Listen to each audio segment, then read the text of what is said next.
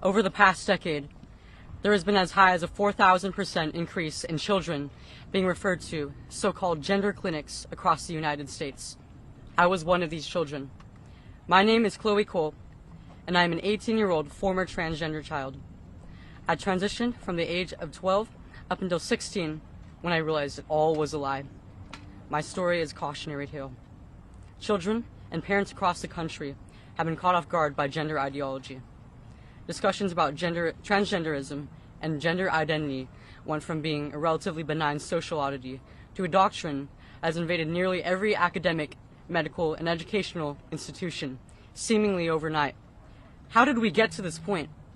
How did we get to the point where nearly every pediatric institution in the country considers it best practice to remove the healthy breast tissue of children while administering drugs typically used to chemically castrate high-risk sex offenders?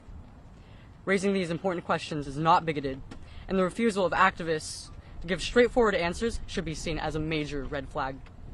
People across the entire political spectrum who believe that this practice is morally wrong have been told that they are fascists or bigots for even questioning this atrocity.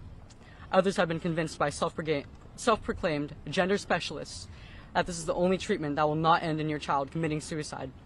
I believe Americans deserve to know the truth about this radical and perverse ideology, marketed as necessary and life-saving healthcare.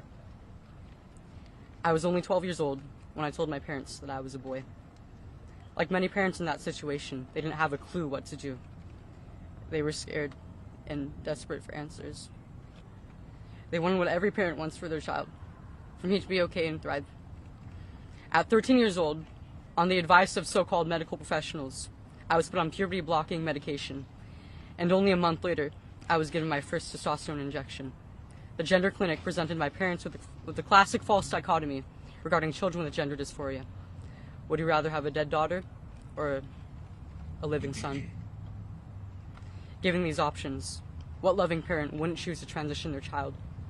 Scared for my life, my parents were prepared to sign anything the doctors asked. This was not informed consent. It was a decision forced under extreme duress.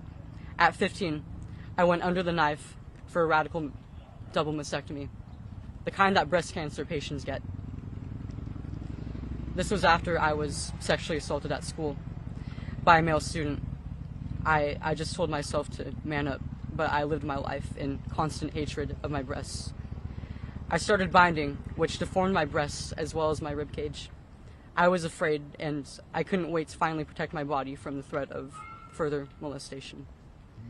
At 16, I finally realized what happened to me, and that I had made a huge mistake. I realized the beauty of motherhood was stolen from me by medical professionals who my family entrusted me to. I realized after maturing a bit more that a child does not in fact know who they are at 12 years old. I realized that I wanted to be what I always was, and forever will be, a woman. With this realization came a series of challenges that were far worse than the transition. Somehow, I had to get myself off these drugs and tell everyone in my entire life that I was not who I said I was. My parents were shocked and felt like they failed me on every level imaginable.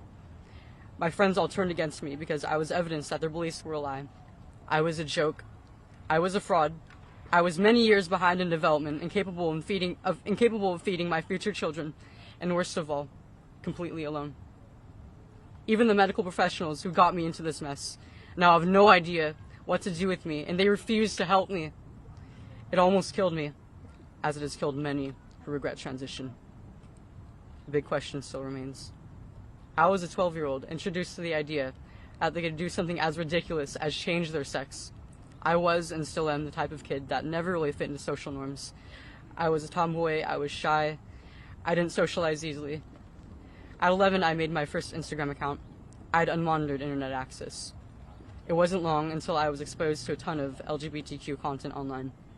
And I had never seen anything like it. You mean that all I have to do is subscribe to this ideology, and then I'm an accepted, celebrated, and valued member of the most talked about community on earth? Transgender people are the most celebrated subset of this community. I saw the unbelievable amounts of praise and attention they got online, and subconsciously I yearned to have a piece of it. With every milestone In my medical transition, I was given more and more attention and celebration. It was the ultimate high. Even in person, I got more attention. Girls would have crushes on me, and I would have people come up to me in the hallways asking to make friends, and it was unprecedented for me. I felt like a celebrity. Being a kid, I didn't know just how superficial these relationships were until they all suddenly abandoned me just for struggling to become who I am. Much of this gender confusion is based on old regressive stereotypes of men and women, which are now being reinforced with hormones and surgeries. Women can have short hair and be interested in playing sports and partaking in physical activities. Men can grow their hair out and wear makeup. It does not change their biology. The truth is, this practice is harming more and more children every day. What will we do to protect this most vulnerable group? Up until now, the media has been parroting the same ideologically driven talking points. Affirm, affirm, affirm. The closest I've touched to mainstream media is a Forbes journalist who wrote a hit piece on me calling basic human biology transphobic. There are many detransitioners speaking out, and they are ignored by the institutions most responsible for the search of truth. Up until today, most politicians on the left and right have done nothing but get into Twitter fights on this issue. There is no second chance at childhood, so we must do our best as adults to guide our children to pathways that lead to healthy bodies and minds instead of depression and disfigurement. No child deserves to suffer under the knife of a gender-affirming surgeon. America's children, all children, deserve better. Thank you.